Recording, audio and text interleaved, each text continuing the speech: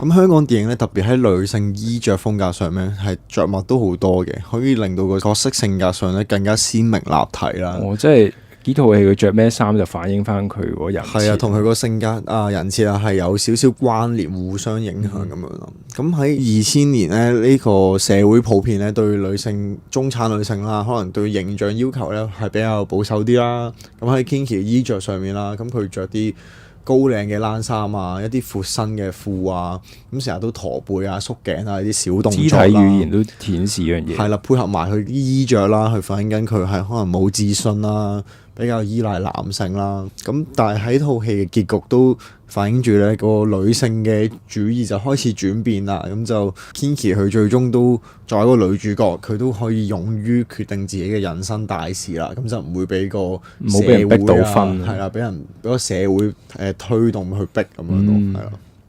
咁就